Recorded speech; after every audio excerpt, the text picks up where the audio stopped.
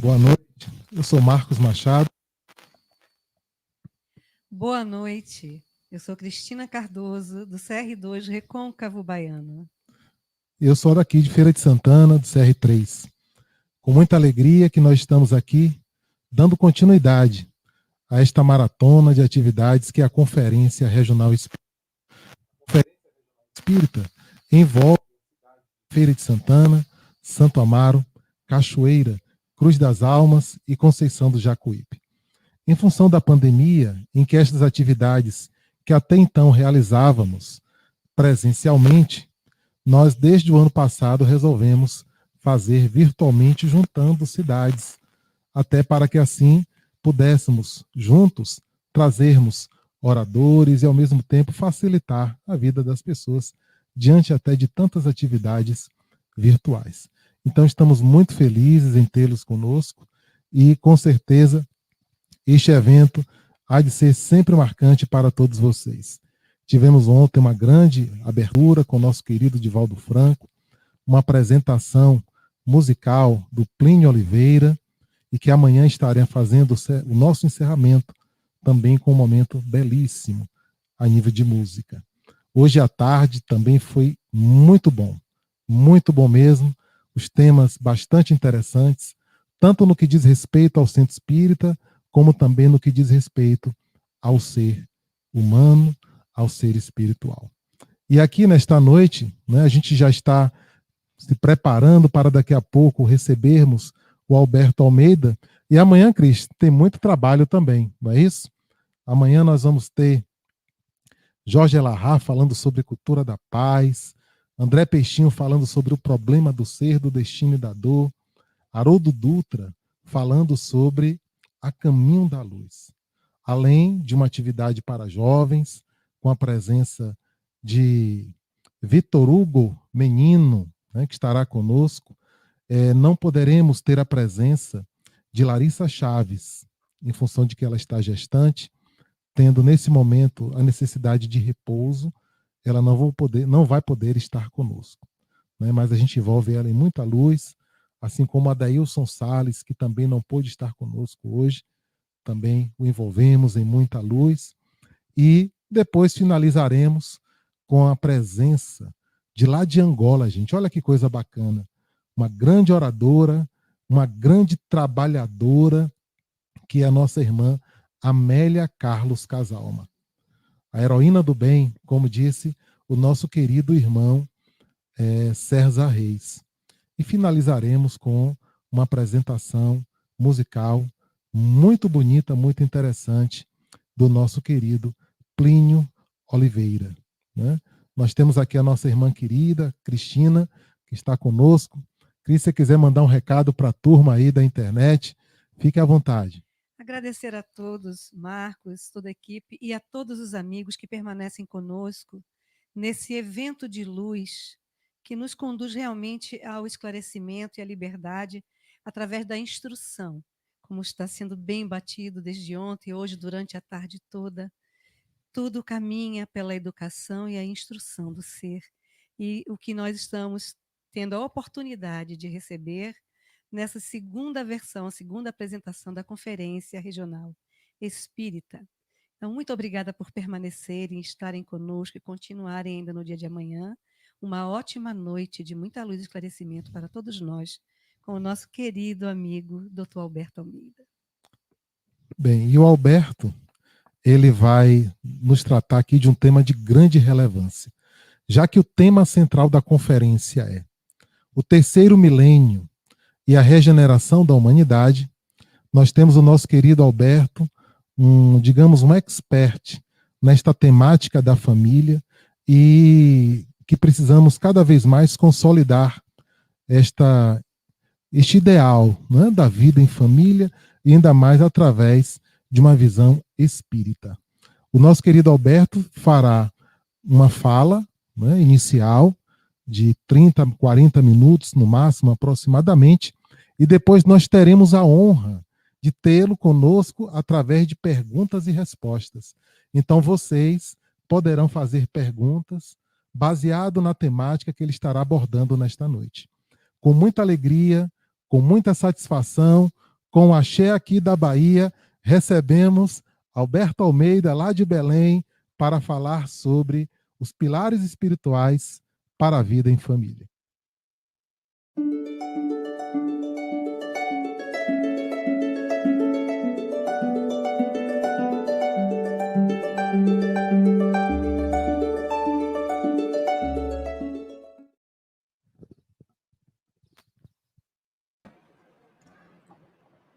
Quanta alegria podermos estar juntos, Marcos. É um contacto do açaí com o acarajé, nessa mistura fantástica.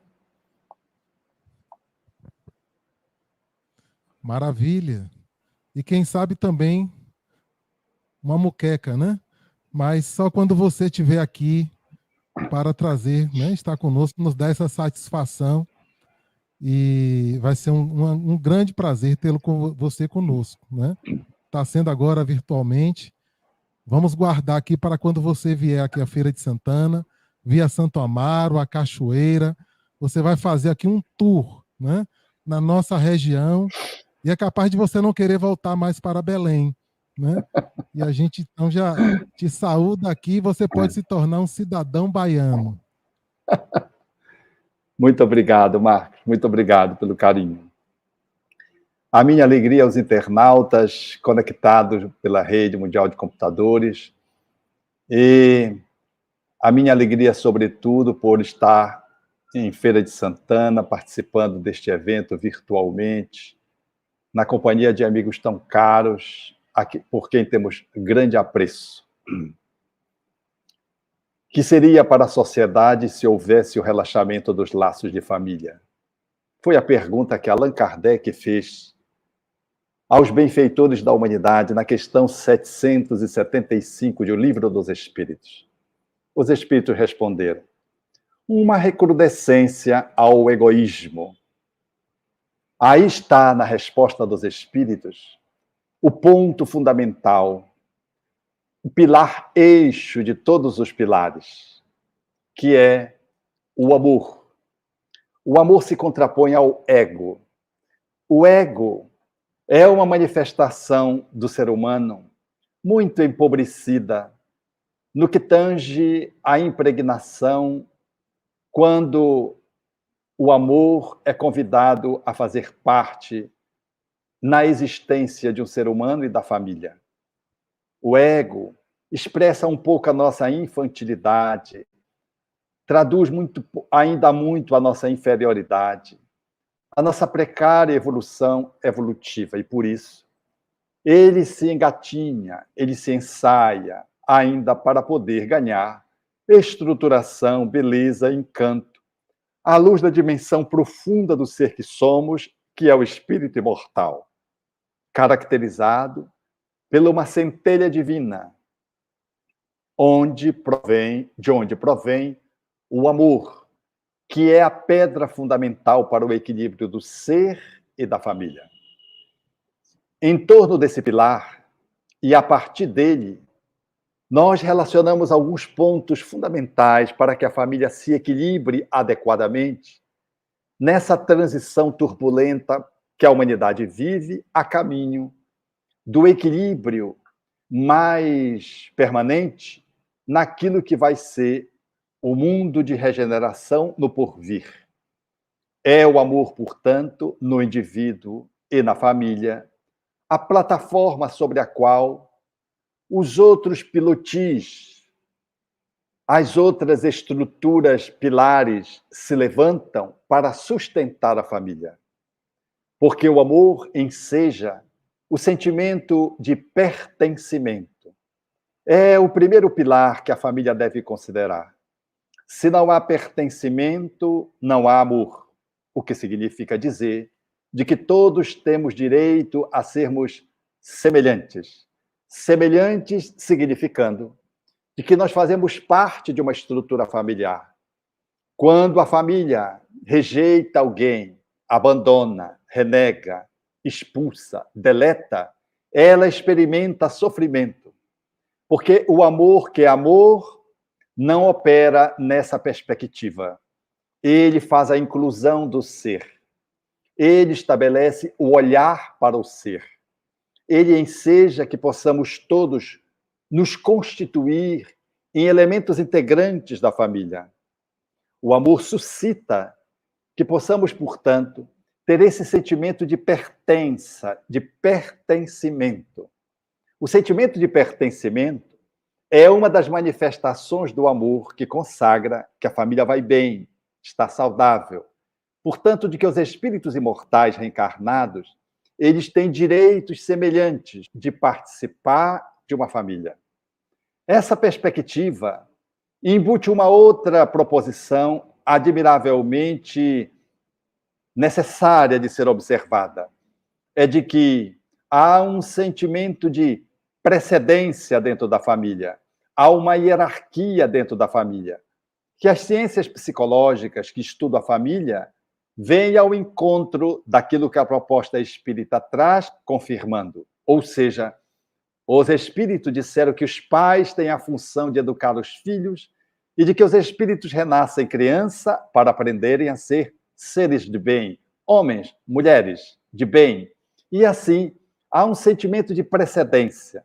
Aqueles que estão primeiro têm precedência sobre os que vêm depois. Ou seja, os pais, hierarquicamente, eles têm prevalência sobre os filhos, porque eles chegaram antes. Do mesmo jeito que o filho mais velho, ele tem precedência sobre o mais novo, porque ele chegou primeiro. Do mesmo jeito que quando uma mulher e um homem se separam, os filhos têm precedência sobre o novo companheiro ou companheira que chegue para um relacionamento de conjugalidade, na posição de padrasto ou madrasta, ou seja, uma mãe não pode preterir os seus filhos por conta de um homem que aproxime-se para um relacionamento afetivo, ocupando o lugar, portanto, do antigo esposo. Nenhum homem pode rechaçar as suas filhas, os seus filhos, por conta de uma outra parceira que chegue para compor uma nova relação afetiva. Os filhos são primeiros e, por isso, eles devem ter prevalência, precedência. Hierarquicamente, aquele que chega tem que respeitar os filhos que fazem parte dentro do lar. O amor, ele tem uma outra manifestação, ainda dentro da perspectiva familiar, que consagra a necessidade de podermos perceber, dentro dessa vinculação que nos une, dentro desses vínculos que se estabelecem, de que ele precisa experimentar o sentimento de dar e receber. Ou seja, quando estamos no mesmo nível, no mesmo patamar, nós precisamos exercitar o dar e receber, ou seja, o amai-vos uns aos outros, proposto por Jesus. Em outras palavras, a esposa, em relação ao esposo, devem estar no mesmo patamar e devem estabelecer essa relação de reciprocidade afetiva. Em outras palavras, o homem não pode valer mais do que a mulher, nem a mulher valer mais do que o homem. Ambos devem estar um ao lado do outro. Quando um se sobrepõe ao outro, o outro perde a dignidade. E o relacionamento de conjugalidade experimenta uma disfuncionalidade. O amor não está presidindo essa relação como deveria. E esse casamento pode sofrer uma solução de continuidade. Esse mesmo sentimento daqueles que estão no mesmo nível, do dar e do receber, estão entre os gêmeos. Os gêmeos, os irmãos gêmeos, eles devem exercer essa troca, essa permuta solidária, essa cooperação um com o outro. Do mesmo modo que os primos da mesma idade, na parentela, juntando as famílias, devem estabelecer relação de dar e receber, troca afetiva, troca recíproca. Não há um que seja melhor do que o outro, não é um maior do que o outro, assim como os gêmeos, os primos, assim também os amigos poderíamos considerar para além da família. Dentro desse relacionamento do dar e receber, há um dispositivo no exercício do amor que é o sentimento de equidade. No sentimento de equidade, aquele que tem mais tem que atender o que tem menos. Então, os pais atendem os filhos. O irmão mais velho atende o irmão menos velho. ou mais novo. É um sentimento que obedece à hierarquia da precedência, e aquele que chegou primeiro tem mais, o que chegou depois tem menos. Então, o primeiro deve estabelecer uma relação de doação para aquele que vem depois, em regime de maior intensidade, porque chegou antes e tem mais. Do mesmo jeito, os pais em relação aos filhos. Então, é o amor que comparece, estabelecendo uma ordem na linguagem hoje da ciência psicológica que trata da família, estabelece uma ordem. Essa ordem, quando não observada, ela suscita de que possamos sofrer uma disfuncionalidade na família. Então, vejam, a primeira lei é o amor. O amor enseja a plataforma, o primeiro pilar, portanto, central. A partir dele derivam os outros. O primeiro a derivar dessa centralidade dessa plataforma é o sentimento que nós temos todos de pertencimento. E nesse sentimento de pertencimento significa dizer que todos temos que ser inclusos. Não pode ninguém ficar de fora. Não podemos excluir ninguém. E também, quando estamos numa mesma posição hierárquica, nós devemos exercer o amai-vos, a troca, o casal, os filhos gêmeos ou os primos da mesma idade. E quando há um desnivelamento, uma diferença, nós temos que observar a equidade. Os pais dão mais para os filhos porque têm mais para dar. Na própria hierarquia, tenho responsabilidade de educá-los. A formosear esses espíritos que chegaram no lar para que eles possam avançar. E os irmãos mais velhos, sobre os mais novos, têm a responsabilidade de dar mais. É o princípio da equidade, para que o amor possa prevalecer na família. Um outro princípio que advém do amor, dessa plataforma, é o sentimento de que nós temos o direito a ser diferente. Se na relação de pertencimento nós temos o direito a pertencermos, a sermos semelhantes, também temos o direito a ser diferentes. O sentimento de ser diferente significa dizer, na família, de que um é um espírito diferenciado do outro, tem a sua própria idiosincrasia, a sua singularidade, tem a sua própria performance pessoal. Então, todos os membros da família têm o direito de serem como são, respeitados na sua individualidade. O que significa dizer de que cada espírito que reencarnou deve ser mantido dentro do processo de convivência familiar amorosa, conservando-se a sua natureza, a sua autenticidade, a sua singularidade, para que ele possa ter autonomia e possa resgatar a sua independência. Ou seja, os pais não criam os filhos para eles, nem os pais se realizam através dos filhos, por exemplo, na profissão, escolhendo a profissão dos filhos, ou escolhendo as esposas dos filhos. Porque muitos pais, às vezes, acham que são donos dos seus filhos e querem lhes imprimir um comportamento, induzindo-lhes a fazer esse ou aquele tipo de atividade profissional, ou esse ou aquela vinculação afetiva, para dar dois exemplos.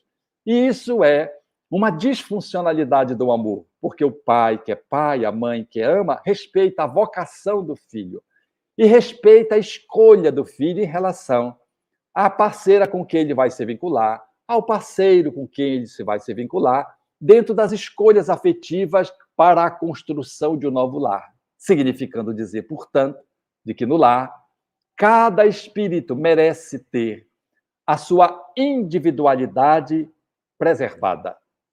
Se assim se dá, nós estamos contemplando o amor ali presente, porque estamos dando espaço para que cada espírito construa a sua história e, do seu jeito, recebendo os valores e os princípios éticos que os pais dão, que norteiam a educação dos seus filhos, esses espíritos reencarnados, assimilando esse conteúdo pelo processo educativo, haverão de dar à sociedade a multiplicação das bênçãos para as quais eles renasceram, cada um com um compromisso numa área da sociedade, dentro do seu planejamento espiritual.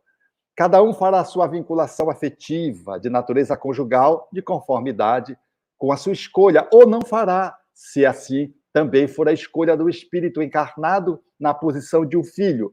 E quando ele alcançar uma maturidade, ele deverá fazer a sua emancipação do lar, ensejando assim, desse modo, de que ele possa construir o seu próprio lar, como uma ave que no ninho ganha plumagem, ganha força muscular e solta para fazer os seus acasalamentos, construindo o seu próprio ninho a partir do lar de origem.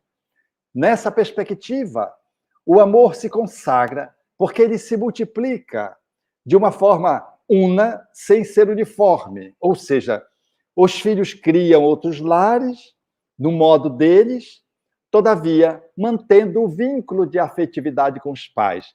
Eles não são um mero prolongamento do desejo e da vontade dos pais. E eles não precisam romper com os pais para serem eles. Eles podem fazê-lo dentro de uma manifestação afetivo-amorosa de profundo respeito, ensejando que eles possam criar a sua família do jeito que eles desejarem. Assim, o amor vai consagrando o lar como a minha mão. A minha mão guarda uma experiência que significa, portanto, a possibilidade de podermos ter uma família linkada na unidade amorosa, que assegura de que todos estão unidos, é o sentimento de pertencimento, de inclusão, mas de que cada um é uma individualidade. E, em sendo uma individualidade, o amor, nessa perspectiva, garante as diferenças, garante as autonomias, garante de que cada um possa emancipar-se e seguir o seu caminho, sem perder a conexão de unidade familiar, de pertencimento familiar. Essa manifestação aqui é o amor. São duas forças em que o amor assinala, que caracterizam que uma família está saudável e funciona muito bem. Uma força de união, de pertencimento, e uma força de profundo respeito à individualidade de cada um, que deve se emancipar, usando a sua liberdade responsavelmente. Quando isso assim funciona, temos uma família saudável, que está centrada em pilares, observando o que esses espíritos planejaram no mundo espiritual de uma forma muito adequada. Mas se a família funcionar assim, é aquela família que tem gente que manda, os pais mandam, os filhos obedecem.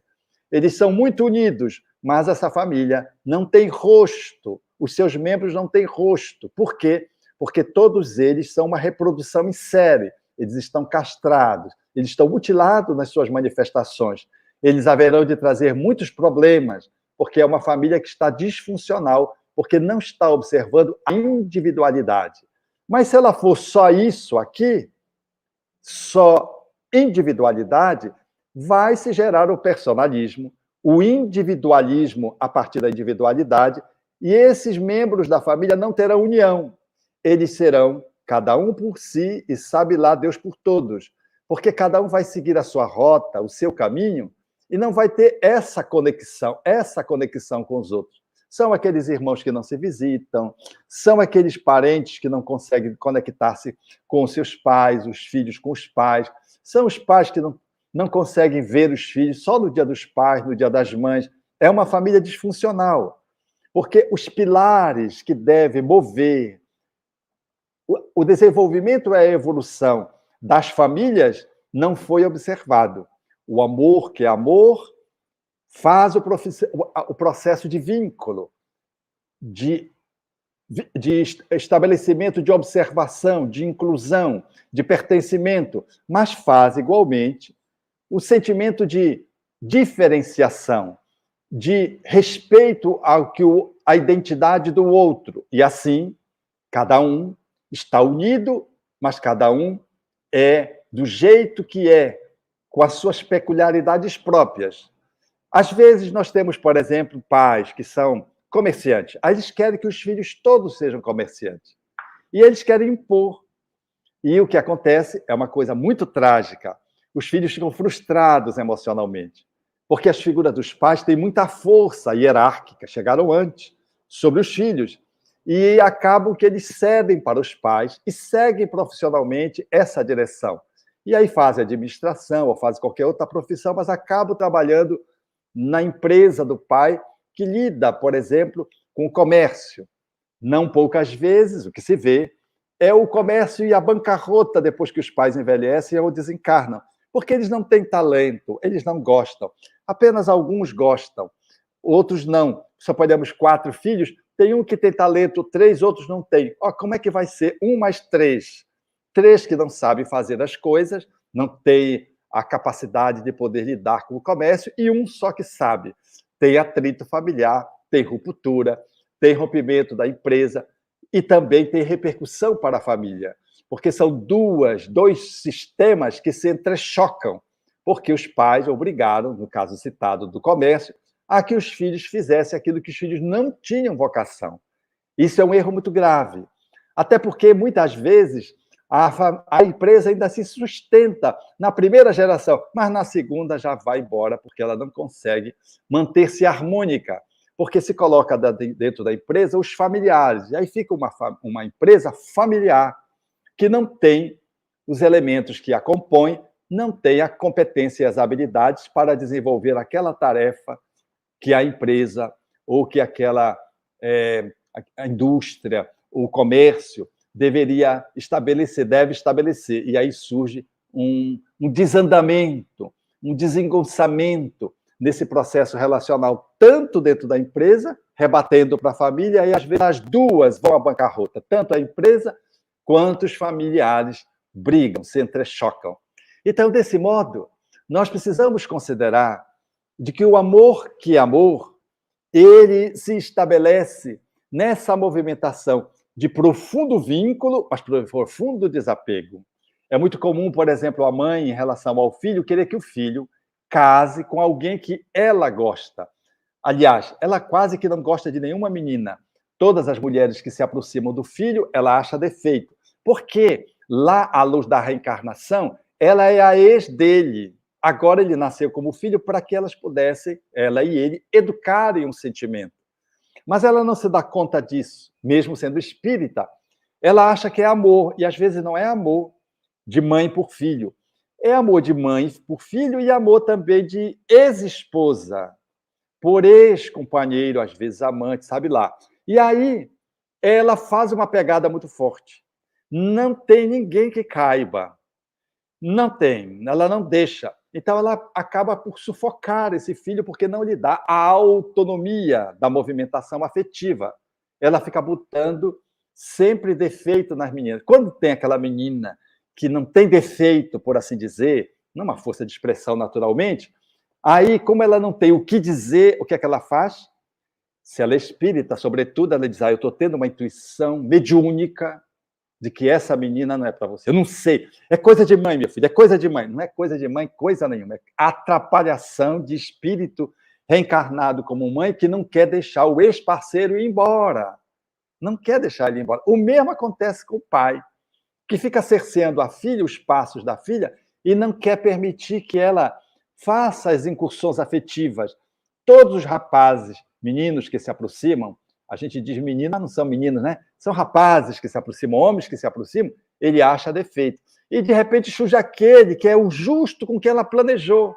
E esse causa no pai maior frisson, porque ele reconhece inconscientemente que é o ex dela que disputou com ele aquela filha, numa outra encarnação, aquela mulher.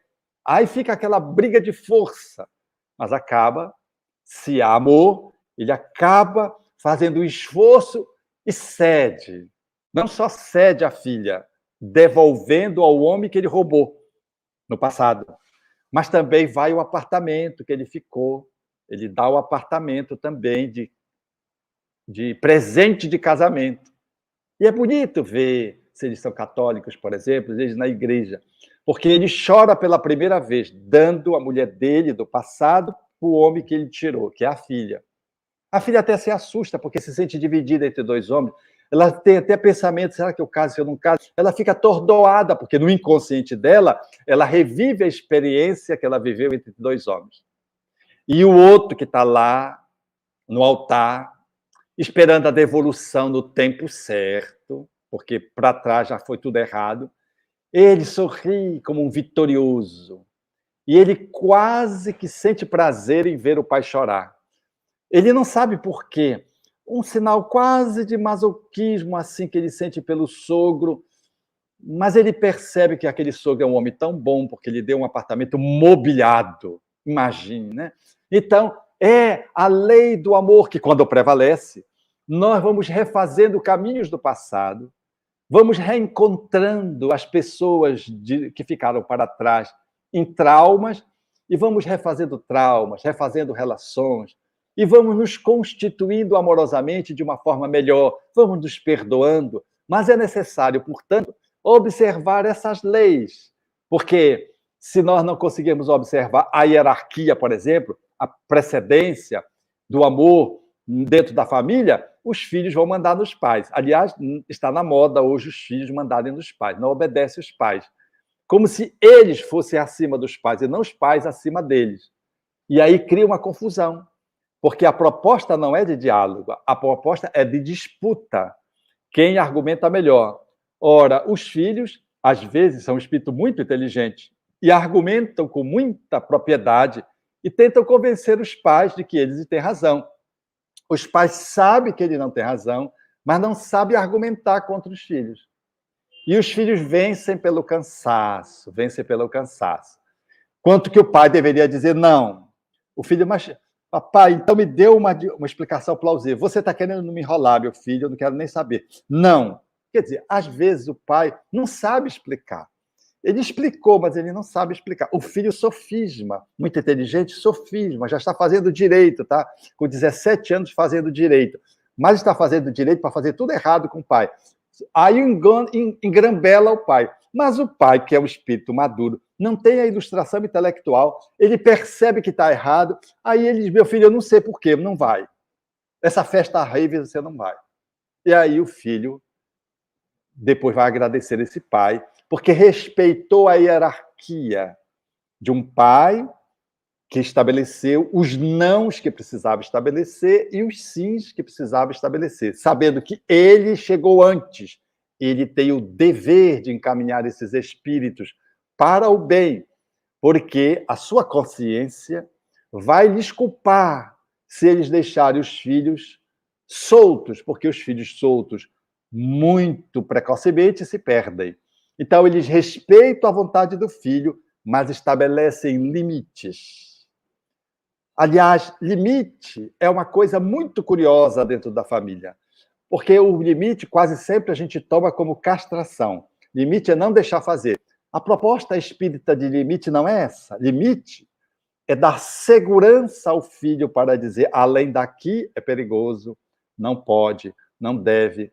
Daqui para cá é bom, mas se você quiser ir com segurança, respeite os limites. Então, o limite não é só contenção. O limite é dar segurança de que, a partir desse ponto, você corre riscos. Então, depois que você amadurece, eu estendo os limites para que você continue seguindo com segurança. Então, o limite não é só pensar num não. Limite também é pensar num sim.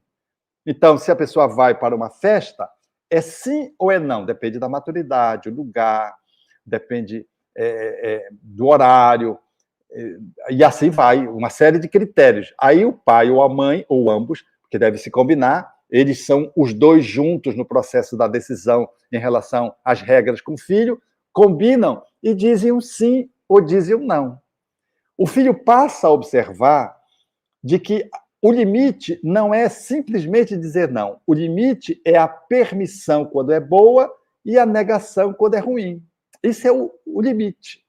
Mas é muito difícil a gente exercer o limite, porque requer muito tato.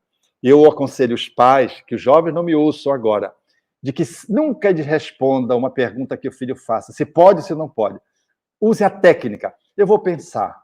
Quando você vai pensar, aí você amadurece. Porque se de pronto você, às vezes, deu uma resposta, seja positiva ou negativa, seja sim ou seja não, ela pode ser positiva ou negativa inadequadamente, porque você respondeu precocemente. Disse um não que não deveria dizer, ou disse um sim que não deveria dizer. Então, você pede tempo para o filho jovem.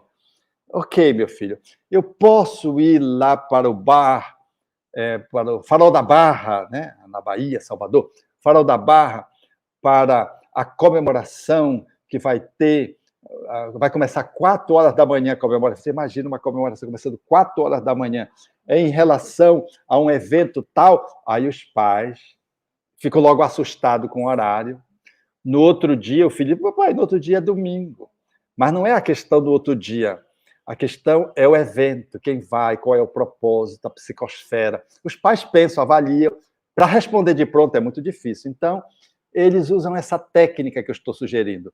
Digam, vou pensar. E aí pronto, você fica com tempo, consulta o guia durante o sono e vai pensando. E aí você estabelece, com certeza, uma resposta mais madura.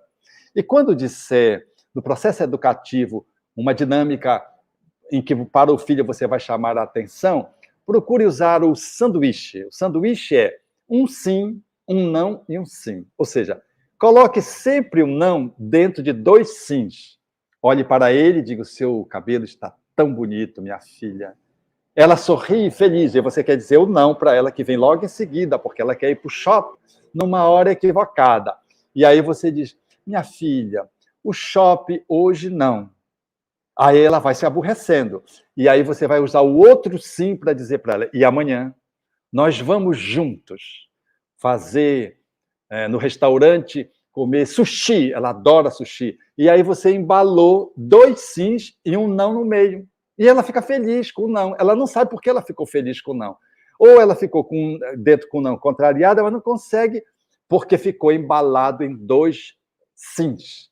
Porque nós, pais, só dizemos não para os velhos adolescentes. Os adolescentes estão sempre querendo subverter a ordem, porque é normal da idade. O adolescente que não subverte a ordem não é adolescente. Se ele ficar acachapado e fazendo tudo que está posto, provavelmente vai ficar infantilizado. O limite está na contenção. Então é natural que eles reivindiquem. Todo adolescente que reivindicar, ele está normal. Ele está reivindicando ser ele. Ele quer a sua identidade. Você respeita, mas vá graduando essa liberdade para que ele não se perca, porque ele ainda não tem maturidade. Ele é um adolescente, ele não é um adulto. Ele não é independente emocionalmente, nem economicamente, para voar. Ele não está em condições de voar. Então você segura, porque se você solta, depois você quer retomar e já não mais consegue. Ou quando volta, já volta só a metade do seu filho com AIDS, com um acidente, com dependência química, que você nem se deu conta que ele foi entrando na dependência química, você liberou muito. Então é tão ruim liberar muito quanto conter muito.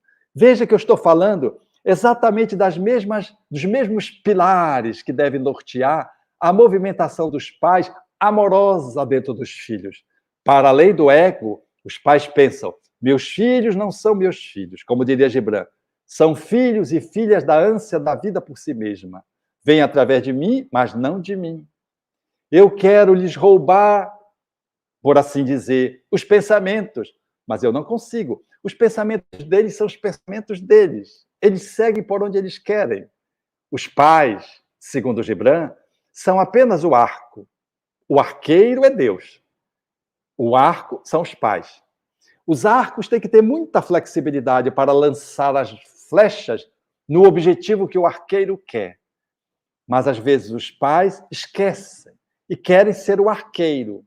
E aí escolhem pelos filhos o que é inadequado para os filhos, inconveniente para os filhos. Deixemos que os filhos, conectados com o arqueiro, que é o divino que se eles habita, possam mirar na direção certa. Seja apenas o arco para impulsionar a flecha na direção do alvo desejado, conforme a poesia de Gibran no livro O Profeta. Desse modo, essas leis sendo observadas, que parecem às vezes contraditórias, mas não são, elas ensejam que o lar supere o ego, o egoísmo, a egolatria, o egocentrismo, a egoesclerose que tomou conta do mundo nesses dias, para respeitar o amor, porque é o amor que deve vigir dentro da família. Amor do pai pelos filhos, estabelecendo os limites, mantendo a união, mas mantendo a liberdade gradual para que os filhos possam se independentizar. ganhando autonomia econômica e autonomia emocional, seguindo a sua caminhada, criando seus próprios lares, e depois os netos, que já são o desdobramento da lei de amor, já em outras gerações. Mas também o amor deve se estabelecer entre o casal, para que eles possam saber trocar, dar e receber. Nenhum deve se sobrepor ao outro, desprestigiar o outro. Não deve desqualificar o outro, se colocar na frente do outro, mais do que o outro. O casal sempre tem que estar ao lado para manter a dignidade de casal e se sentirem valorizados e visto pelos filhos como exemplo de acasalamento.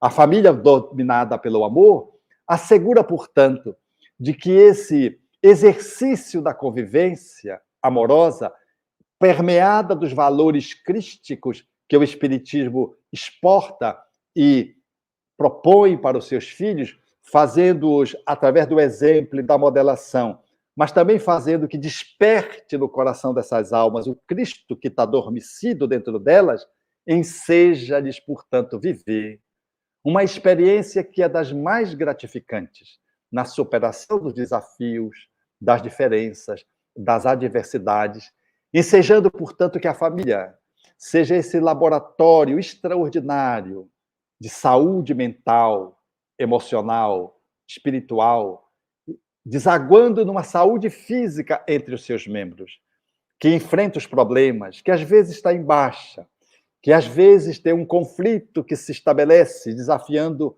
os membros da família na superação e ao crescimento. E é isso que faz com que a família possa elaborar, dentro da sua estrutura íntima, o homem de bem, que vai ser o político lastrar, que vai ser o empresário lá fora, que vai multiplicar novos homens de bem através de novos lares. Quando nós olhamos, por exemplo, para dar um exemplo só, o cenário político e vemos homens que não se respeitam, homens que lesam o horário público, nós não podemos esquecer de que são egressos de um lar. Quem foram seus pais? Quais foram os valores, os princípios que permearam o processo educativo desses homens? É no lar que se forja o caráter dos espíritos que reencarnam, para que eles, exportados para a vida comum, ensejem fazer uma sociedade mais justa, mais igualitária, melhor, mais solidária, mais fraterna, mais respeitosa.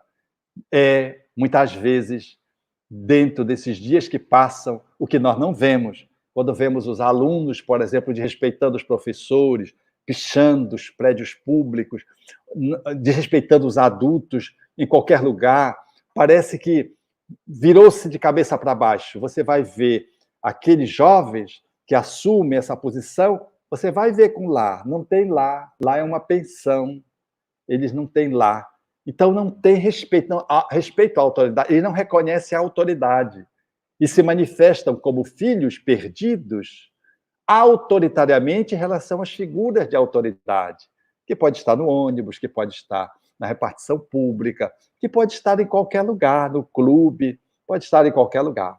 Então, o amor é a pedra de toque que se manifesta através do sentimento de pertencimento e de respeito à individualidade de cada espírito, uma dinâmica que enseja que todos os membros dessa família superem o egoísmo, superem o ego, latria, e experimente uma estruturação egóica, dando condições para que cada um possa, superando-se a si mesmo, ir se impregnando do amor que veio de dentro, a partir desse amor que veio de fora, para ensejar, serem felizes, não só o indivíduo, mas a família, e para que multiplique a felicidade, o bem, o justo, o belo e o verdadeiro, aonde estiverem, já que aprenderam dentro do lar essas virtudes na convivência em família, com seus pais, tudo permeado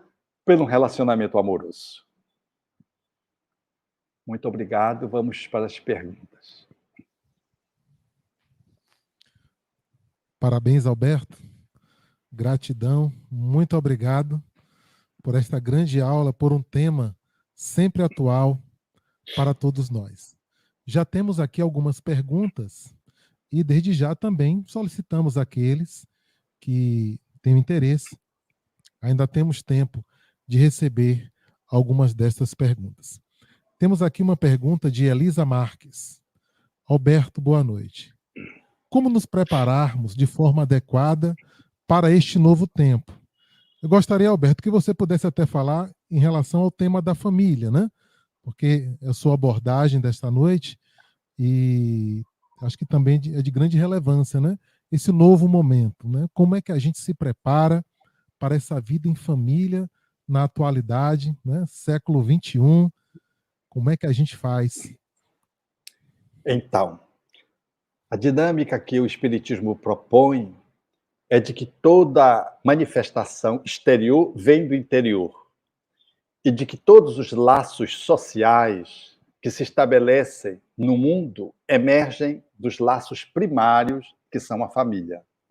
Foi o que ensejou Allan Kardec perguntar aos espíritos se os laços familiares não obedeciam à mesma regra das relações dos animais, que depois que procriam, eles, os seus filhos, eles se evadem e rompem com os laços, estabelecendo apenas o entrecruzamento com novas parceiras e parceiros do ponto de vista do macho e da fêmea. Às vezes, multiplicando no processo reprodutivo com a mãe ou com o pai.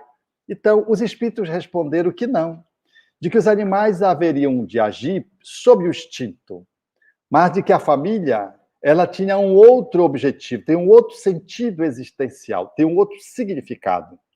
E é nessa perspectiva que os espíritos disseram a Allan Kardec que os laços sociais têm a sua origem nos laços de família, já que são os laços de família que tornam mais apertados os laços sociais.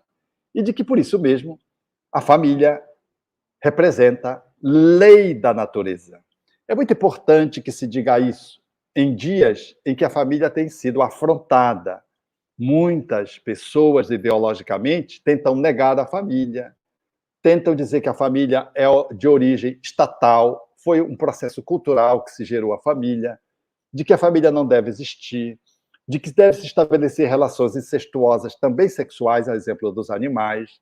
Enfim, há uma série de proposições de grupos no Brasil e, sobretudo, fora do Brasil, que apontam para a destruição da família, o que é absolutamente na contramão daquilo que o Espiritismo assinala enquanto a afirmativa dos espíritos de que família é lei natural. Ou seja, ninguém pode derrogar uma lei da gravidade, que é uma lei natural física. Então, nós precisamos olhar para a família com muita ternura e protegê-la desses achaques, desses assaltos que tentam impingir à família suscetibilidades e conceitos na tentativa de desagregá-la, de dissipá-la, de promover, de algum modo, relações anárquicas. Então, os pais devem criar os seus filhos como se cria animais. Como o quê? Ou seja, não deve educá-los, deixar que eles fiquem sob os seus próprios impulsos, sob as próprias inclinações.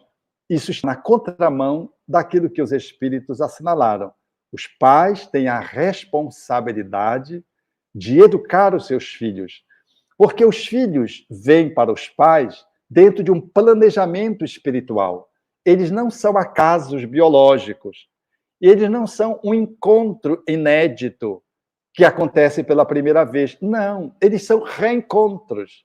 E é por isso que na família tem os amores e os desamores, as simpatias gratuitas desde a gestação até a aversão repulsiva desde que a criança estava no útero, por parte da mãe ou por parte do pai, ensejando que depois que a criança nascesse, a compreensão de que temos ali inimigos se reencontrando para dissolver animosidades. Esse olhar que o Espiritismo nos traz nos dá a oportunidade de fortalecer os laços de família. Daí a necessidade de procurarmos manter os ritos de família, que são as refeições. A família sair, por exemplo, de férias, é tão importante a família sair de férias. O grupo familiar, A convivência, quando os filhos são pequenos, dos pais, priorizando as crianças, não terceirizando para terceiros o cuidado das crianças, seja institucional, seja de uma pessoa trabalhando em casa como babá, que transfere a convivência majoritariamente daquela criança para um outro grupo de pessoas que não têm condições de lhes educar. Quando muito, quando é uma instituição, uma creche, por exemplo, eles oferecem o cuidado técnico, a higiene, a proteção, o conforto, mas eles, ali, os funcionários, não são pais daqueles filhos. Não se substitui pais assim como se pensa quando se coloca os nossos filhos ao cuidado de outros. Então, prevalecer a convivência, priorizar o estar junto, ainda que haja sacrifícios, ainda que os pais tenham que trabalhar um pouco menos, porque às vezes os pais saem para trabalhar mais para poder ganhar dinheiro, para pagar uma pessoa para cuidar dos filhos. Então, eles poderiam gastar menos, porque esse investimento financeiro que eles fazem para contratar uma pessoa vai custar muito caro. Depois eles vão ter que pagar a psicoterapia, porque esses filhos, mais tarde, têm que trabalhar os traumas da ausência dos pais, de ter ficado na mão de terceiros, nem sempre cuidadosos, e às vezes assediando os filhos, a violência física, às vezes a violência sexual. Vejam quão é importante a presença dos pais com os filhos, no sentido do processo do cuidado, da atenção. Os filhos precisam ser percebidos pelos pais. Os filhos, quando se dão conta de que seus pais se ocupam com eles e não só se preocupam com eles, esses filhos guardam dentro de si essa experiência memorial que vai lhes seguir ao longo da vida, de que os pais sempre tinham atenção para com eles. Então, esse conjunto de informações que estamos pincelando assim, de modo muito breve e de modo muito resumido, traduz um pouco daquilo que poderíamos dizer de que a família é a célula fundamental, a plataforma primeira de uma transformação social internacional.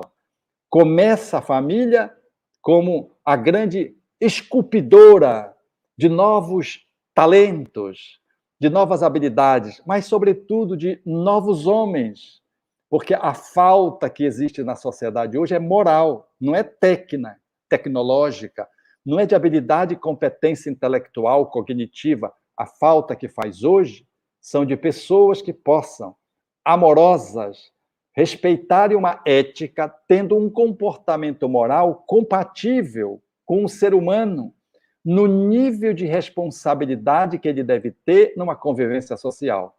Porque vemos todos os limites, às vezes, sendo ultrapassados, porque os homens parece que são apenas animais superiores e não são dotados do senso moral e de uma afetividade que fica circunscrita, às vezes, ao instinto, não ensejando-lhe, portanto, felicidade e colocando esses homens e mulheres no mundo de uma forma doente, num mundo que já está doente. Certo. Suas belas explicações, esclarecimentos agora já complementam uma próxima pergunta da própria Elisa, que ela pergunta assim: como é possível olharmos com este amor uma mãe que faz questão de nos diminuir a cada vez que nos encontra? Quando os nossos pais não dão conta de nos nutrirem, de nos atenderem, de nos alimentarem com seu afeto, e às vezes deixa-nos nos sentindo meio abandonados, ou quando pior, eles nos rejeitam, nós precisamos considerar, na medida que vamos ganhando compreensão disso, como adolescentes ou como adultos, de que os nossos pais têm as escolhas e que temos que honrá-los, a despeito de aqui e ali eles não terem correspondido aos nossos anseios ou não terem conseguido se desincumbir da função que deveria permear o seu comportamento. Não nos cabe julgar os nossos pais. Como adolescentes ou adultos, precisamos compreender e responder essa pergunta que é fundamental. O que os meus pais me fizeram? Para a gente poder se compreender como é que a gente funciona. E a segunda pergunta, que é muito mais sábia do que a primeira. o que eu escolho fazer com o que os meus pais me fizeram. Ou seja, eu saio do vitimismo e saio do julgamento em relação aos meus pais, que às vezes falharam, para assumir a minha própria vida na minha mão. O que é que eu escolho fazer com isso que aconteceu comigo? Então, eu deixo com os meus pais os equívocos, as fragilidades, as vulnerabilidades. Eu deixo com meus pais as negatividades deles com eles. Tomo as positividades e, ao tomá-las, eu honro, reconheço e sou grato. Essas 3 palavrinhas têm que estar conjugadas. E vou levar a minha vida reconhecendo aquilo que os meus pais me deram. No mínimo, me deram um corpo, não me abortaram. Vou ser grato por eles terem me dado o que conseguiram me dar e vou honrar isso, multiplicando para a vida, incluso os meus filhos, saindo da posição arbitrária do juiz que vai julgar os pais. Quando a gente vai julgar os pais, a gente perde tempo e perde energia e passa a se fixar na negatividade dos pais, esquecendo a repercussão nela de que só nós podemos trabalhar a negatividade em nós. Não cabe mais aos nossos pais. Olhar, reconhecer o que fizeram conosco é muito interessante para entendermos a nossa psicodinâmica, mas poder chamar para nós a solução e o como lidar é a sabedoria maior de um espírito responsável que não delega a sua vida mais a ninguém. Quando a gente é criança, a gente está sob a tutela, mas quando a gente ganha capacidade de escolha, de entendimento, já ali na adolescência e, sobretudo, quando adulto, aí nós trazemos as nossas vidas para as nossas mãos e nós vamos dar o destino, o novo sentido existencial que nós escolhermos para as nossas vidas, saindo dessa relação de amargura, de ressentimento e de fixação naquilo que foi as dores que eu sinto pelo que os meus pais me causaram, para partir para as transformações que eu opero em relação ao amor que eu quero desfrutar na vida. Tanta coisa boa você está nos trazendo. E quando você apresenta o amor como sendo o principal pilar da vida em família, eu gostaria que você pudesse falar do poder da comunicação no lar. Por exemplo, falar o verbo amar, eu te amo, de um pai para um filho, de um cônjuge, do filho para o pai, de irmãos para irmãos, eu te perdoo. A comunicação através do olhar também, de um abraço. Você poderia falar para a gente a importância da comunicação, não apenas que ela possa plantar estes pilares para que a vida em família seja pelo menos uma vida saudável, e o que isso pode representar também para este indivíduo, para que depois em vida em sociedade, levando esses pilares, em que ele pode contribuir. Então, é necessário considerar que a convivência, ela é a experimentação daquilo que nós trazemos como concepções, porque senão nós vamos tentar traduzir o lar numa experiência absolutamente teórica. O lar, ele é tão prático que ele é regido por leis. Eu não sei se vocês sabem. Todo lar é regido por lei. Tem uma constituição no lar. Essa constituição, todavia, ela não é escrita. Ela está cravada pelas regras que nós vamos criando na convivência. Porque a família é uma experiência de convivência. Então, o amor não dá para ser um amor virtual sem ser, de modo algum, à distância.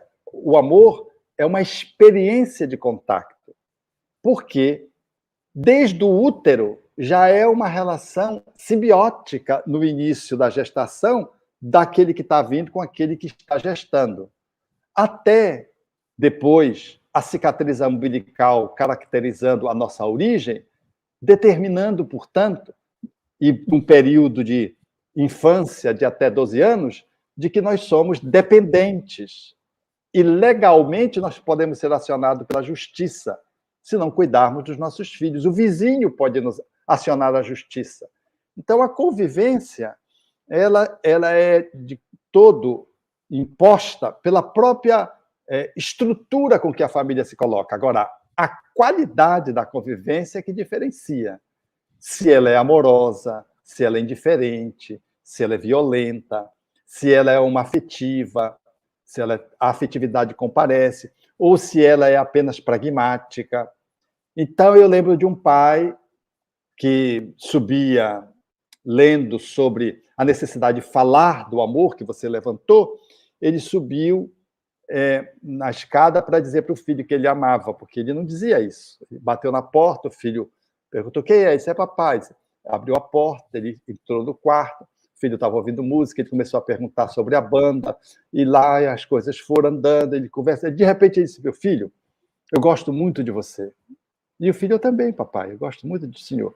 Aí ele saiu dessa, e quando ele chegou embaixo, no pé da escada, ele disse: não, eu não fui para dizer isso, eu fui dizer porque eu amava. Ele voltou, bateu na porta, e de novo o garoto perguntou: quem é? Ele disse assim: é papai. Ele disse: eita, papai. Aí o pai entrou, ele disse: não, meu filho, eu vim aqui para dizer uma coisa para você. Sabe como é? Você nasceu, você era tão pequenininho. Aí começou a contar a história, porque não sabia dizer o que ele vinha para dizer. No final, ele disse assim: meu filho, sabe o que é? É que eu e a sua mãe, nós amamos você. Aí o filho disse: eu também, papai. E aí ele saiu. Quando ele saiu, ele disse: mas eu não vim dizer isso. Aí ele bateu na porta, o filho disse: não diga quem é, que eu vou adivinhar. É papai. O pai estava tão nervoso que disse: como é que você sabe? Ora, não podia ser diferente. O pai entrou e ele disse: não é, meu filho, é que eu vim dizer uma coisa para você e eu não estou conseguindo dizer. Aí olhou para baixo e disse: eu lhe amo. Quer dizer, eu lhe amo, coloquialmente cabe, mas era eu te amo, eu amo você, eu amo tu, até numa linguagem mais coloquial. E o filho, vendo o embaraço do pai, disse: eu também, papai, eu também te amo. Aí o pai desceu nervoso. Nós perdemos, como o Marcos bem posicionou, perdemos a naturalidade para expressar o amor. Não só amar vivencialmente, mas dizer que ama. Nós precisamos expressar o sentimento, porque é importante para a criança ouvir que ela é amada, que seu pai lhe tem apreço.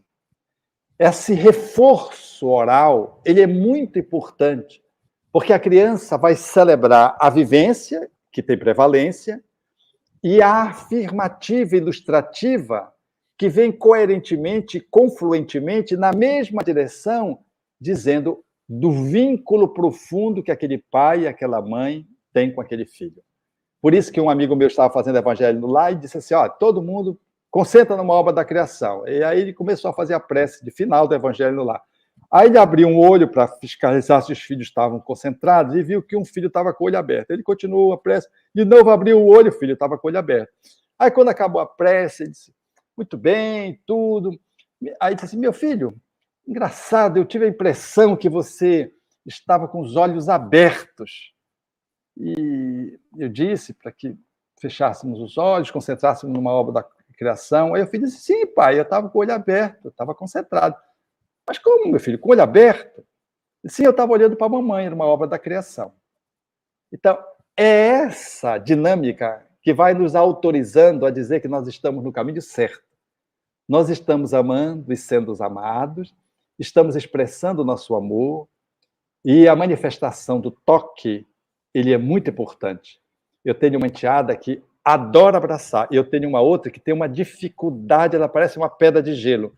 Não aprendeu a abraçar. Então, é um processo de vencer aquelas barreiras intensas. Por quê? Porque a pessoa não aprendeu a abraçar. Talvez não tenha sido abraçada pelos pais, no caso dos pais biológicos, o suficiente. Então, não tenha o sentimento de expressão do afeto. É que nem os pacientes psiquiátricos que não conseguem expressar o afeto, não conseguem abraçar. Se você vai abraçar um esquizofrênico, você vai invadi-lo, porque ele não aceita. Se você for abraçar uma mulher que foi violada sexualmente, ela reage, uma jovem, ela reage, porque ela está contaminada pela violência sexual infantil que ela sofreu. Então, não abraçar significa que tem alguma coisa, tem algum problema, quando a gente não consegue ser abraçado e não consegue acolher o abraço. Mas abraçar e se deixar abraçar é a expressão do afeto, do carinho, da ternura, que o amor, através do cuidado, do olhar, da atenção, da proteção, consolida e celebra de que nós somos uma família. Nós somos família, F-A, tio, milha. Que maravilha, Alberto. Nós ainda temos algumas perguntas, viu? E aqui a nossa irmã Elvira Rios diz o seguinte: pensando pilares como aquilo que sustenta uma grande estrutura, se um dos pilares espirituais estiver abalado, a família pode ruir? Entendendo a espiritualidade como o exercício do amor, se o amor fragiliza-se, a família, ela naturalmente vai adoecer. Se há uma interferência espiritual, por exemplo, negativa, e surge uma obsessão, que é a influência de espíritos sobre os nossos entes queridos, sobre um deles, então a família vai estar ameaçada, caracterizando que ela tem que estar mais unida para criar uma esfera amorosa, uma psicosfera adequada para proteger o membro da família e acolher aquele que está nessa investida querendo destruir a família. É algo que às vezes atrapalha a família. Um quadro obsessivo de uma criança, de um adolescente, é profundamente perturbador. E a família é chamada a fazer as orações diárias juntos, a fazer o evangelho diário todos os dias, para poder fazer o acolhimento de todos os seus membros e acolher as entidades que estão envolvidas no processo. Todavia, é muito importante dizer que todas as vezes que surge qualquer conflito familiar, seja de origem espiritual, seja de origem emocional, de origem social, ou mesmo alguns de natureza física, a gente tem que se perguntar como é que a nossa família está.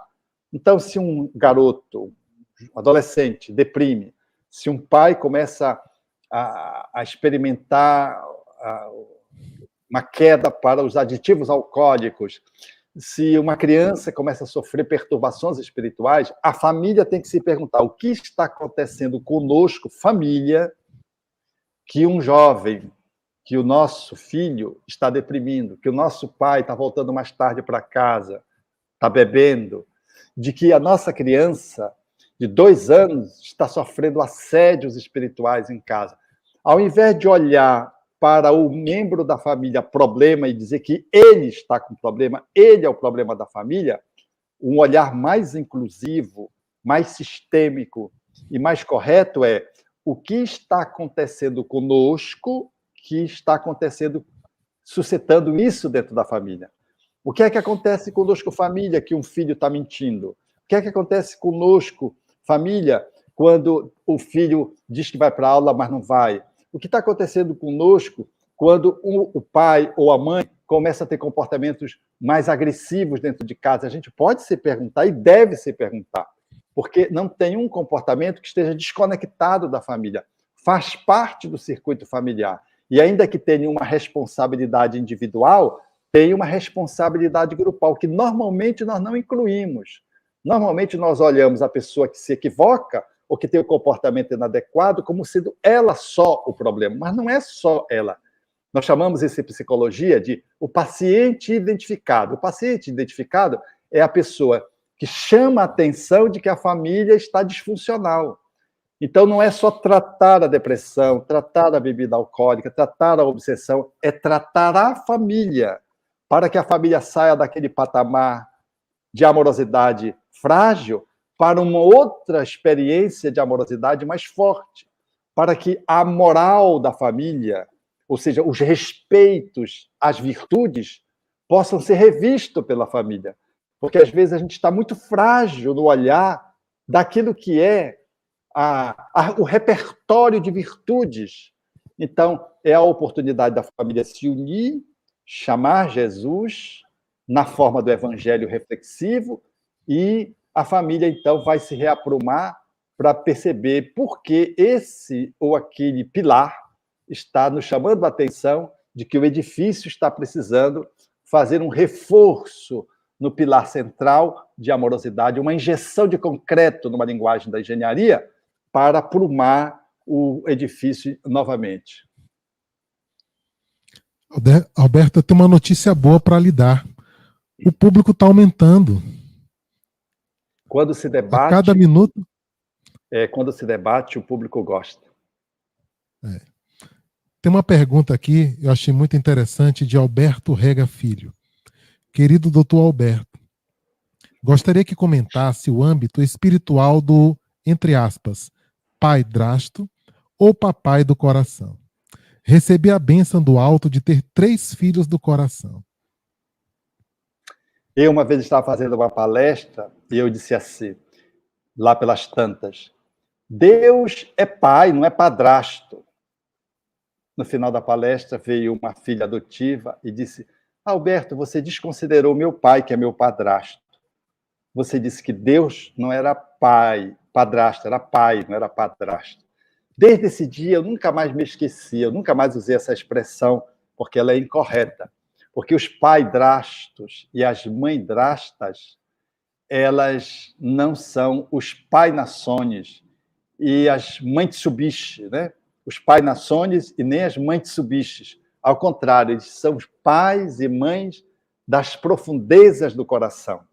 Então, são as experiências mais notáveis, e eu quero reverenciar o perguntador, o internauta, por ter a coragem de poder colocar o seu amor em ação e distribuir com 3 espíritos que ele perfilhou nesse coração amoroso, talvez junto com a sua parceira, criando uma família inteiramente nos laços do amor, porque o filho biológico, até a justiça vai atrás de você, você tem que pagar a pensão, você é responsabilizado.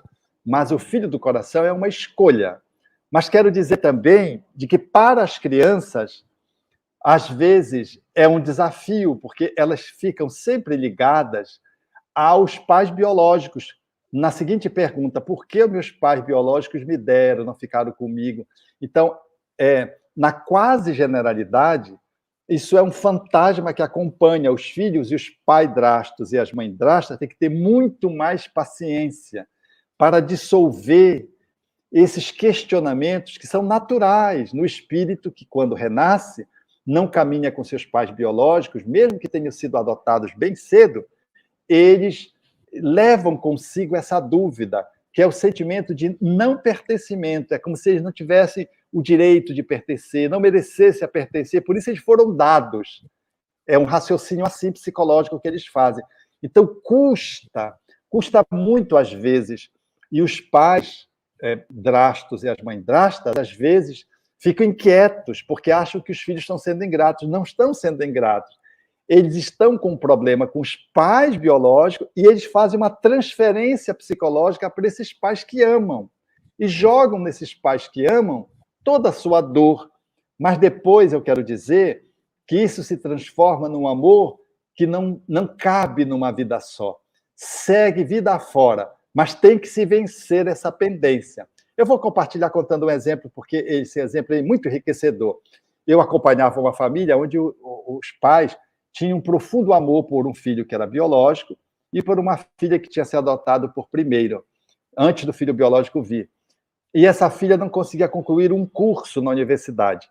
E quando nós fomos trabalhar o porquê ela não concluía esse curso, era um curso simples, que o pessoal até faz trabalho de conclusão de curso pela internet, e ela era uma mulher muito inteligente, quer dizer, é uma coisa absolutamente patética, porque seja pela legalidade, pela ilegalidade, as pessoas se formavam, e ela estava para ser jubilada.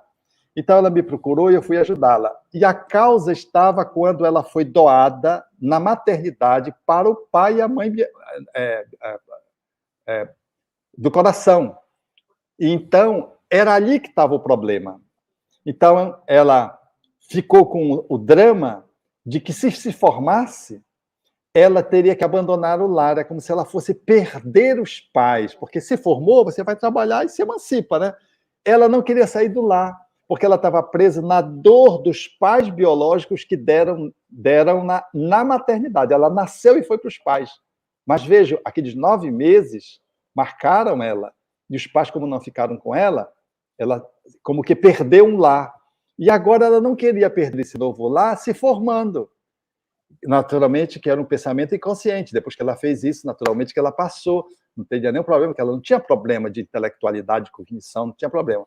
Mas vejam como é, eu estou dando esse exemplo, para os pais adotivos não se desanimarem e não tributarem à ingratidão as resistências, as malcriações dos filhos, às vezes os destemperos dos filhos, porque não é com vocês. Habitualmente, é com os pais de origem que eles não conseguiram diluir a rejeição, o abandono, jogam em vocês e aí fica encrencado. E às vezes, se a gente não estiver atento para isso, a gente acaba pisando na bola e tratando os filhos, ao invés de ser uma mãe drasta, uma madrasta. Ao invés de ser um pai drasto, um pai drasto, a gente fica um pai destemperado. Alberto, recentemente eu estive com um médico que aqui em nossa cidade ele possui uma clínica para crianças autistas. Ele, inclusive, não era desta especialidade, ele era cirurgião. E, ao ter um filho autista, foi uma grande revolução na sua família. Da sua esposa, o relacionamento balançou. E eles, então, resolveram encarar o autismo do filho. E nesse contato que eu tive com ele, até na vontade de conhecer, ele tem um trabalho muito interessante, de muito êxito, e até pela experiência dele de pai, ele leva isso realmente com muito amor e, de certa forma, acaba contagiando os demais pais a respeito da aceitação daquele filho. São eventos que muitas vezes não, que nós não esperamos, né? Imagino que seja praticamente raro um pai, uma mãe, né, pedir a Deus que receba um filho com uma dificuldade genética, uma dificuldade qualquer perante a vida. E ele me disse uma coisa muito interessante. Ele disse assim: Marcos, não é o filho que é autista, é a família que é autista, né? Então, eu queria que você pudesse nos falar, que não seja necessariamente em relação a este fato aqui, mas existem eventos, situações que acontecem de uma vida em família que aparentemente, né, ninguém esperava e vem. E baseado nesses pilares que você nos apresenta, que recado você daria aos pais e também aos filhos? Porque nós estamos vivendo mais tempo e muitas vezes acaba se invertendo os papéis. Os filhos começam a cuidar dos pais. Por favor, Então, nos coloque um pouco sobre isso. Então, os pais, a família, ela mimetiza os filhos, às vezes, adoecidos. Então, nós não estamos muito longe. Eu acompanho pessoas que ainda foram isoladas da família porque tinham um problema. Então, se as pessoas tinham um problema, tinham um defeito físico, por exemplo, a família criava aquele filho separado, porque era uma desonra para a família ter um filho com defeito físico, por exemplo, ou com uma deficiência. Então, ainda hoje, é muito difícil uma família acolher um filho que é autista, ela resiste a aceitar o diagnóstico dos médicos. Normalmente vão a 2, 3 médicos. Ou então, veio uma família que tem um filho com síndrome de Down, se ela descobre intrauterina que é síndrome de Down, ela quer abortar. Ou então, se a criança apresenta um comportamento hiperativo e impulsivo, a família tende a colocar de lado e tende a se envolver menos socialmente por conta daquele filho. Se tem um filho surdo, do mesmo jeito, porque normalmente são inquietos, não ouvem e são inquietos. Se tem um filho, um adolescente que faz um quadro de esquizofrenia, aí a família, então, entra em pavorosa, porque ela é difícil aceitar que um filho pode ser esquizofrênico. Então, quando a gente não acolhe um espírito que vem problematizado, nós vamos refletir essa problematização dentro do comportamento da família, que vai mimetizar, que vai repercutir, que vai traduzir aquela dificuldade na forma desengonçada de lidar. Agora, quando a família se abre como esse profissional, se abre para acolher, aí parece que a doença cede, no sentido do estigma, no sentido da resistência. Então, essa resiliência de amor dos pais amorosos fazem com que aqueles filhos passam a ser olhados pelos outros ao contrário. Mas, puxa, que pais eles atendem. O filho não fala, não ouve, é cego, tem uma dificuldade de cognição, ou é autista. E então as pessoas se encantam.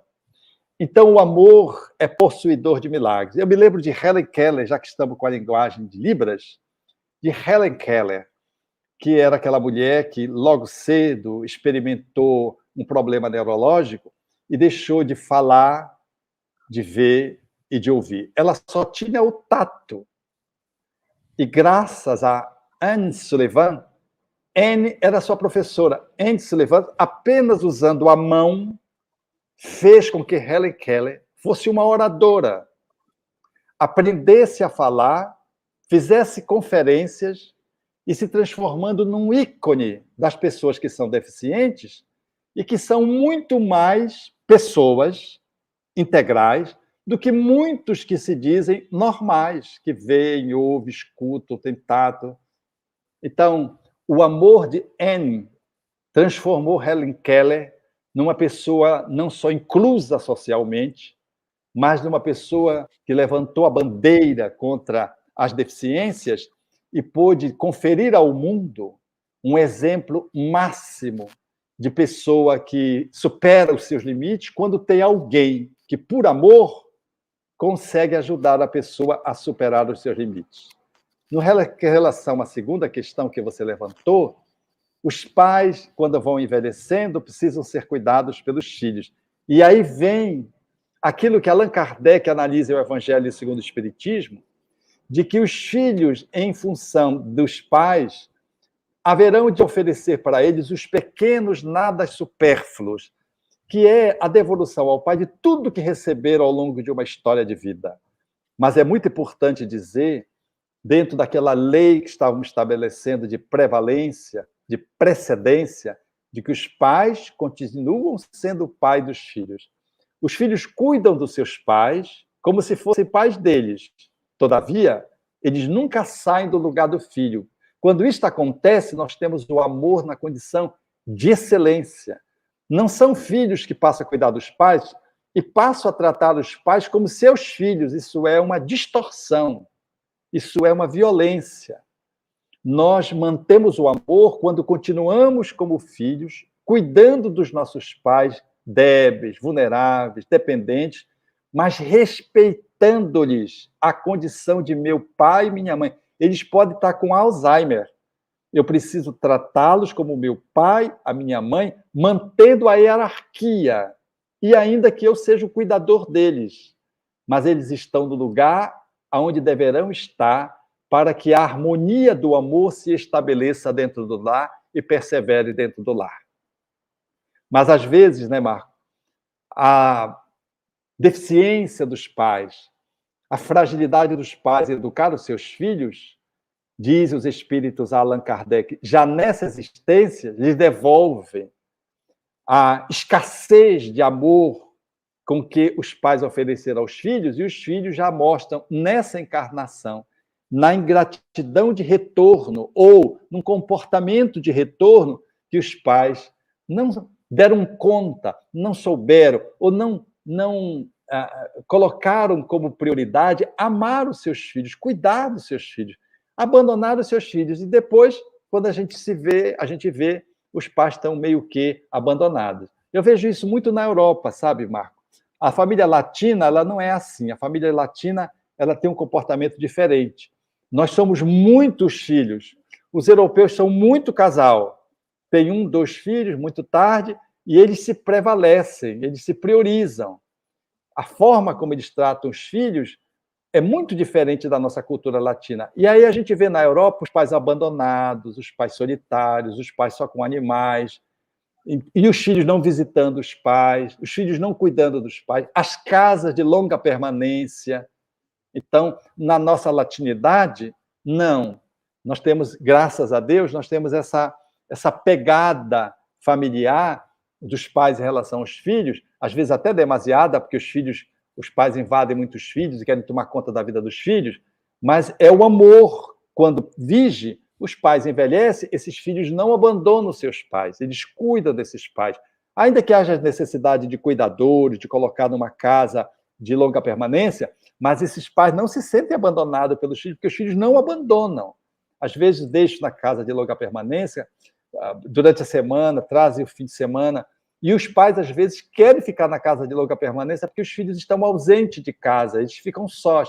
Na casa de longa permanência, eles encontram outras pessoas, trocam, formam uma outra família ali. Então, a gente vê o amor trazendo esses contornos de excepcionalidade. Não é o asilo onde se cria depósito, onde se abandona os pais, é diferente.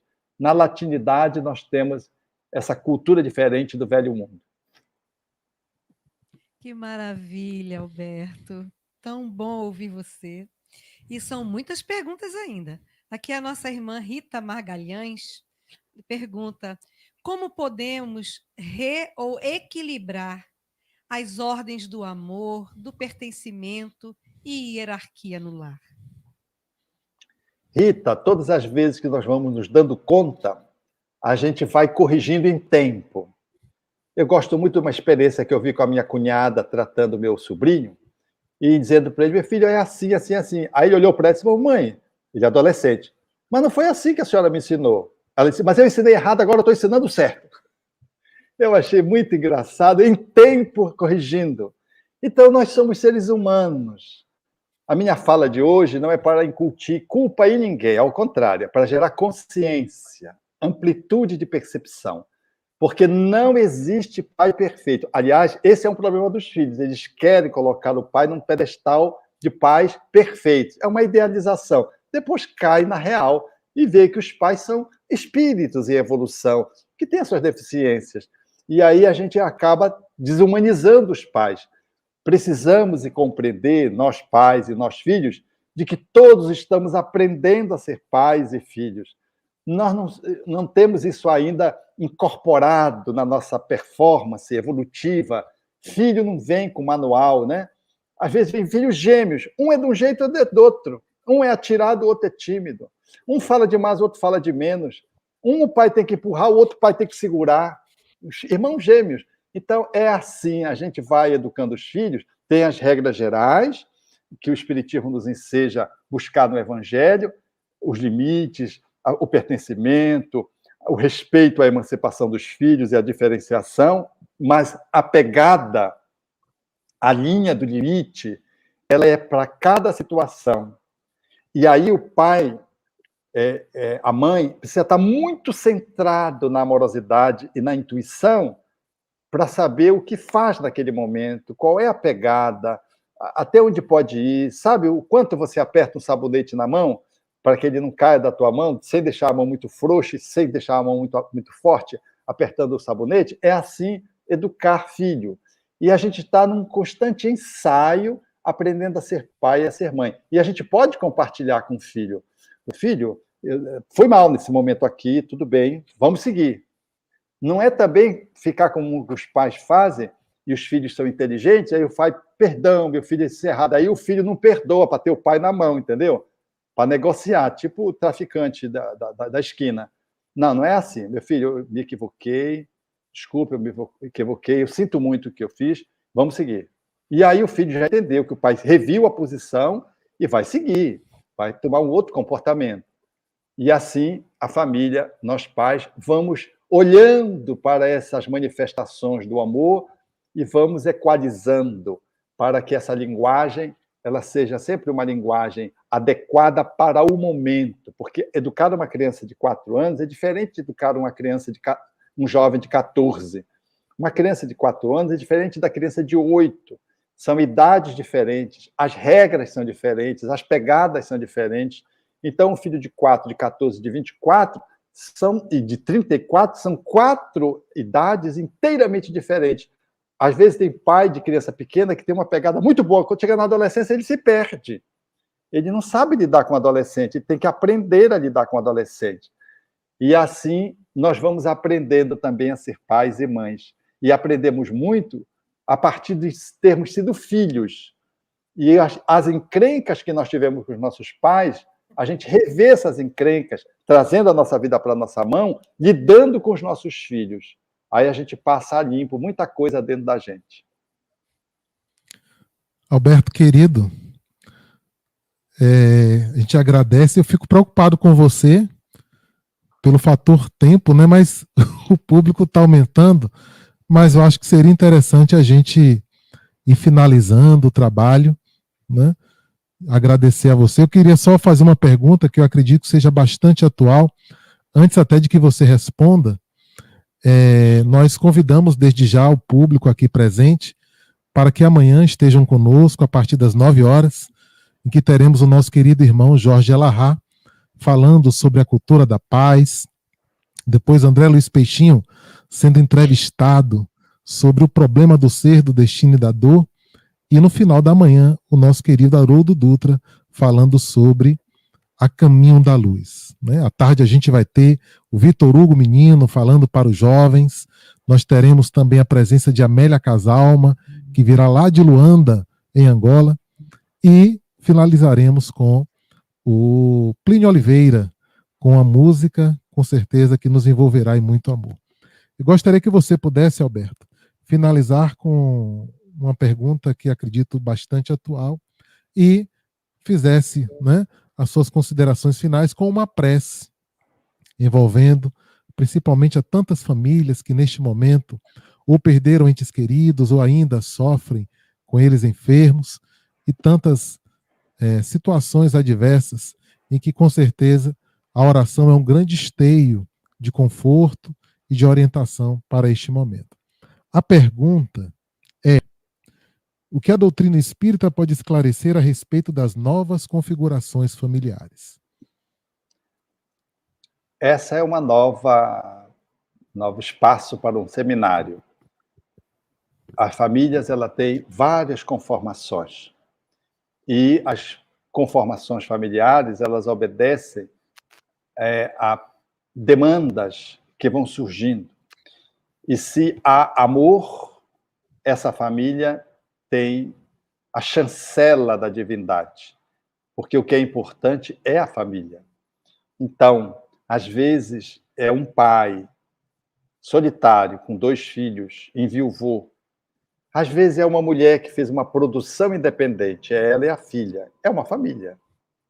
Às vezes, é um casal homoafetivo. É uma família. Adotaram crianças ou não, é uma família. O amor é que vai dar a distinção de que essa família está organizada dentro de uma perspectiva a poder refletir as leis da natureza. Há que se, portanto, considerar de que qualquer modelo de família, às vezes os pais desencarnam de Covid, aí fica o filho mais velho cuidando dos filhos mais novos.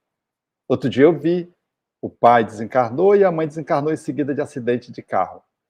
E aí ficaram 4 filhos.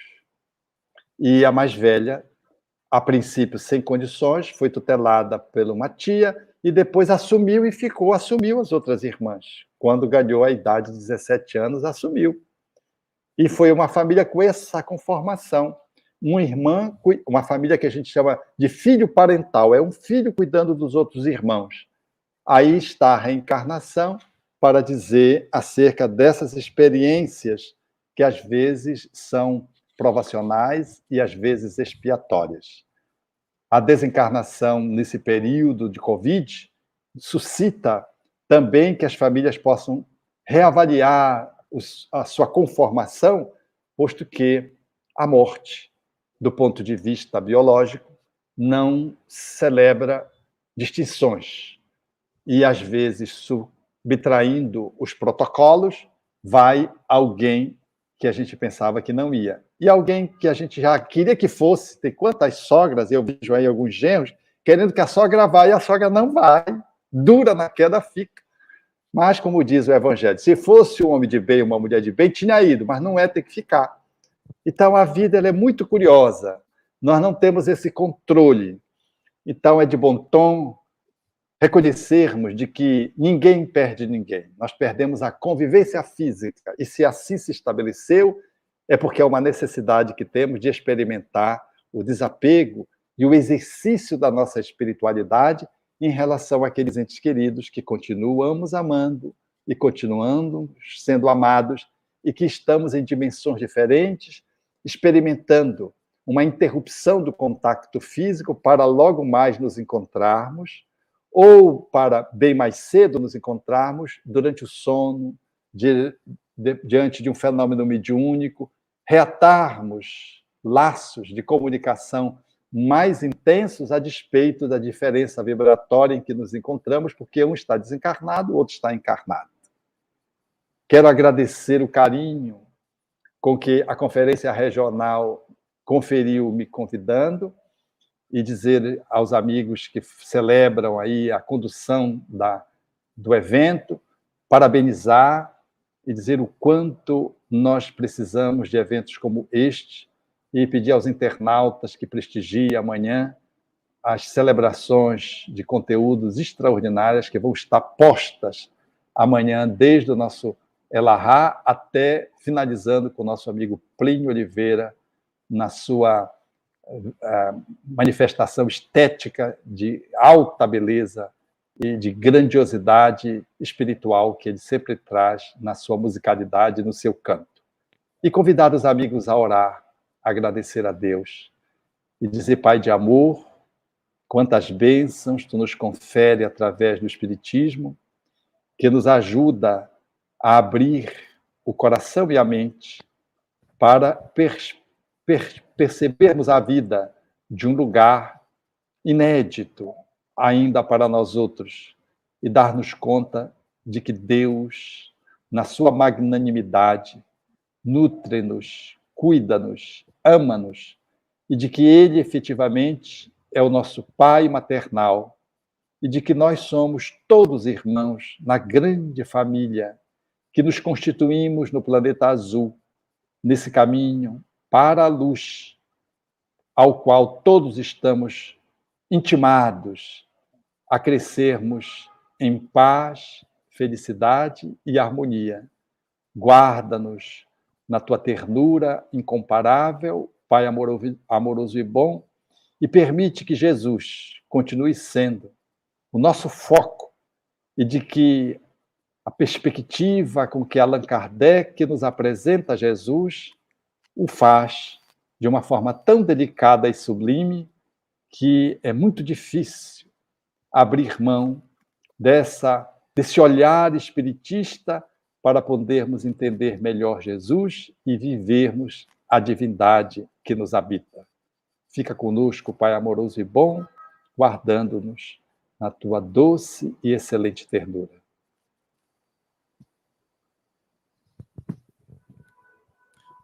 Gratidão, Alberto, o seu nobre e precioso tempo de estar conosco.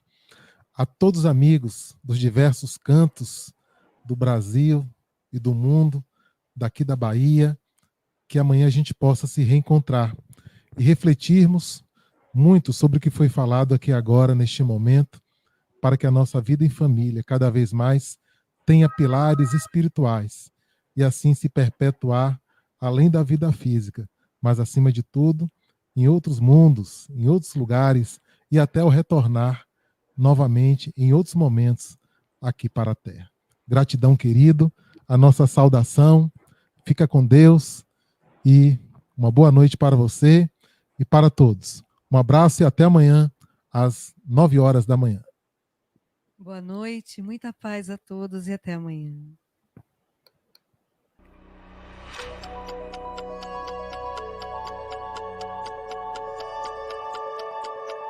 Qual o objetivo da encarnação dos espíritos? Vamos falar sobre isto? Venha para o 19º Congresso Espírita do Estado da Bahia. Vivência Interexistencial, de 30 de outubro a 2 de novembro de 2021.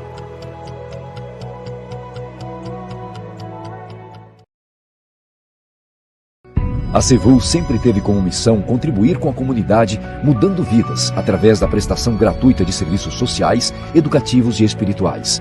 Com abrigo para idosos, uma escola ofertando oficinas e cursos profissionalizantes, a CEVUL também conta com uma clínica para atendimentos ambulatoriais e farmácia própria.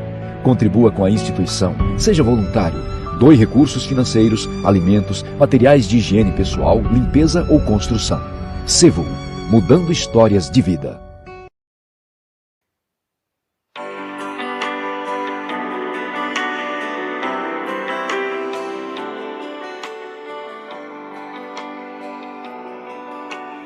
Olá, pessoal! Venham participar da nossa conferência espírita. Vai acontecer 26, vai ser às 2 horas. Se inscreva rápido. O mundo que eu gostaria de ser.